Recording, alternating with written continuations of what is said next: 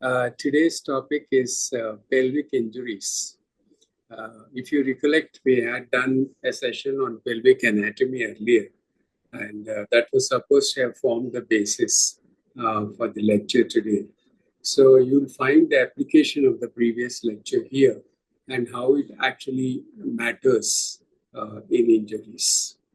So pelvic injuries are very common in today's times, particularly what with the heavy vehicular movement and what with the heavy equipment with which people are working. So, but essentially, they are the result of a high energy trauma. The whole problem is that they have severe associated injuries as well. And these injuries can be life-threatening and can lead to a lifelong disability. So that is where the importance lies. And in the situation of polytrauma that commonly arises in the emergencies of various hospitals, pelvic injuries are very common. And these injuries need not always be major. Some of them can only be minor, and they can only be in the form of minor wounds. And some of them can be very complex and can be associated with shock and multi-system organ dysfunction. Obviously, trauma is the most important cause, and this could be the most important mortality in age groups 15 to 24. And it is also responsible for 30% of all ICU admissions. That's a whole lot. That means almost 1/3 of all ICU admissions can be because of pelvic injury. And what are the different additional injuries that occur? We will talk about it. But quite often transfusions are required, and prolonged rehabilitation is the order of the day. We had seen this slide in the last lecture. So the basic osteology is known to all of us. The pelvic bone, also known as ostium nominatum. You see the various bones that form the ostium nominatum, the ilium, ischium, and pubis. They are shown in different colors here, and they articulate with their counterpart on the opposite side at the level of symphysis pubis anteriorly and at the level of the sacrum posteriorly. And these articulations are very important because once they are articulated, the bones form a pelvic ring, the opening to the true pelvis, and also the pelvic cavity. And this circular architecture that we see is actually a very powerful architecture because this cannot be easily disrupted. So the powerful architecture is responsible for the fact that it can carry heavy loads. That means the body weight, it can carry loads which are 8 times the body weight that you have. So we often see that in weightlifting and other exercises, how much weight a person can lift. And the weight is actually carried to from the level of the sacrum out here and then passes on into the iliac region and gets conveyed to the femoral head and on to the femur. So this is the routing of the weight that you actually carry. And these bones are articulated by very powerful ligaments in the body. For example, the sacroiliac out here, and for example, the sacrotuberous here, and sacrospinous there. They are very extremely powerful ligaments, and they do not allow this pelvic arch to be disrupted because of their inherent strength. So all this knowledge will be applied when we deal with the injuries. What is important to realize is that around these bones, the walls of these bones are outlined with musculature, with vasculature, with neural structures. And it is they who are prone to be injured at the time of pelvic fractures. And secondly, the cavity formed by these bones is what holds the urogenital structures and the lower part of the GI tract, particularly the rectum and anal canal. So therefore, this is a very important architecture for the human body, and it is the mid-segment of the body. Now, as I said, the walls are formed by the vascular structures, and you can see one of the major vessels out here, the aorta in green color and the common iliacs in the red color.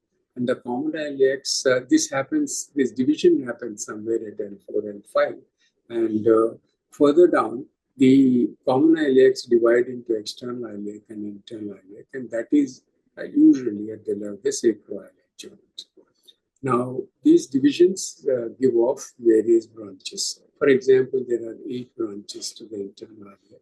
External iliac moves on to form the femoral artery and supply the lower limb.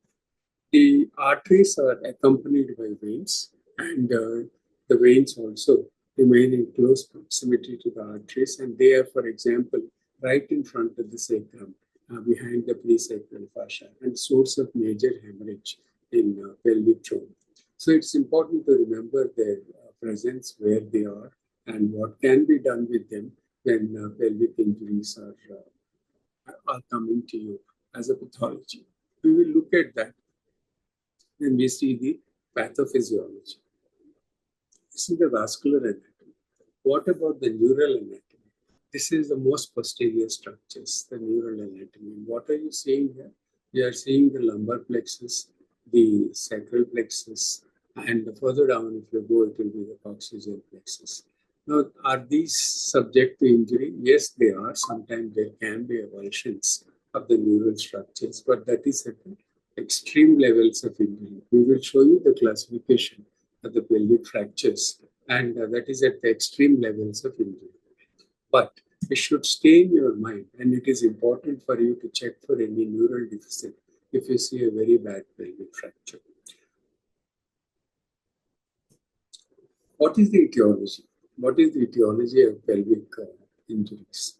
Obviously, the most important in today's times is the motor vehicle accident, right?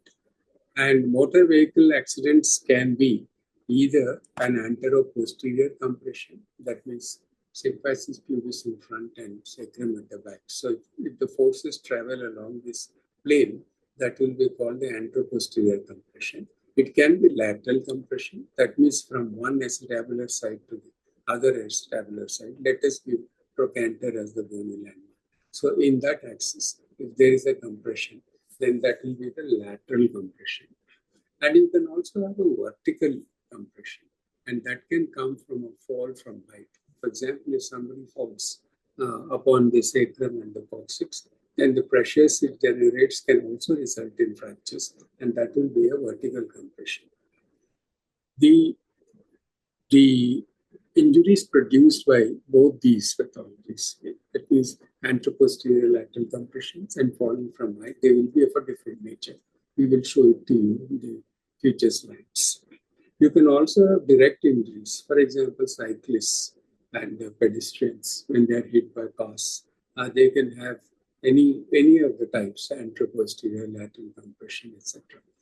And associated injuries are to the extent of 12 to 16%. I mentioned to you right in the first slide that it is these ones which will make life complicated for you when you are managing the pelvic injuries. Percentage can be very heavy depending upon the nature of the injury. Now, if you, in the setting of polytrauma, what is the percentage of fractures which are associated with the pelvis? Approximately 10%. And about 16% of patients will have associated injury, right? And that associated injury can be intra-abdominal, with liver, spleen, and kidneys being injured most often. We should remember this. Thus, patient comes to you in the emergency and is brought in as a pelvic fracture. And if an associated injury is overlooked, that can be catastrophic. So, urogenital lesions. Why? Because they are located in the cavity of the pelvis, and that can therefore be 40% of the associated, a huge percentage, 40% of associated injuries. So, and pelvic traumas are quite often associated with urethral injuries, which we should not forget. And here the percentage is given as 24%. So, we should always routinely check for a possible urethral injury and also a bladder injury. And where will the urethral injuries be? Quite often they are at the level of the bulbomembranous junction, right? Prostatomembranous and bulbomembranous area. that is the area most likely to